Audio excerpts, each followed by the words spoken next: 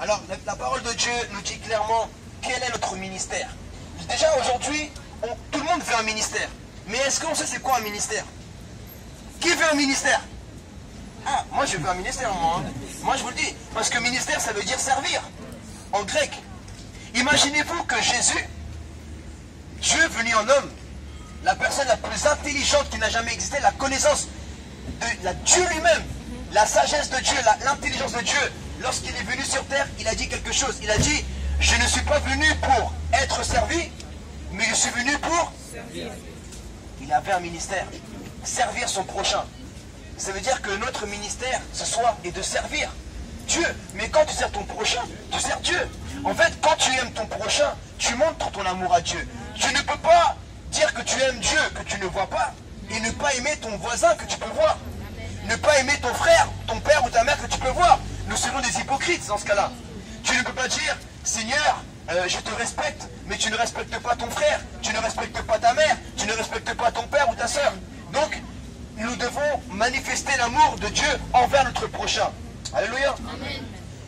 Alors Jésus, l'apôtre Paul nous dit que dans 2 Corinthiens, ceux qui ont la Bible, allons à 2 Corinthiens, au chapitre 5, verset 19, la Bible nous dit, frères et sœurs, que nous avons reçu le ministère de la réconciliation. Voilà le ministère que nous tous nous avons ce soir. En dehors d'être pasteur, prophète, d'avoir reçu un appel au ministère en tant que des 5 ministères, nous avons avant tout le ministère des âmes perdues. Amen. Amen. Qui se souvient lorsque Jésus a appelé ses disciples, il a dit, suivez-moi et je ferai de vous des bishops. Non? C'est pas la même version alors. Il a dit, suivez-moi, je ferai de vous des pasteurs. Non? Je ferai de vous des évangélistes. Non. Il a dit, je ferai de vous des pécheurs d'hommes. Ça veut dire que le but de suivre Jésus, le résultat final, c'est de devenir un pécheur d'hommes. En fait, si durant le temps que tu t'es donné à Jésus-Christ, tu n'es pas encore un gagneur d'âme, en fait, tu n'es pas encore ce que Jésus veut accomplir en toi. Peut-être que tu as une très belle voix, tu loues à l'église, tu sers dans l'église, et ça, il faut le faire. Moi-même, je suis pasteur, donc je ne peux pas te dire le contraire. Je crois en l'église, frères et sœurs. Amen. Jésus a instauré l'église. Mais, vous voyez la vie de Jésus. Notre identité, c'est Jésus. Notre exemple à suivre, c'est Jésus. Ça veut dire que nous devons faire comme Jésus. Et Jésus, il avait un ministère itinérant dans les synagogues. Jésus, il allait de synagogue en synagogue aussi. Il allait dans les synagogues. Mais le reste de sa semaine, il allait dans la rue.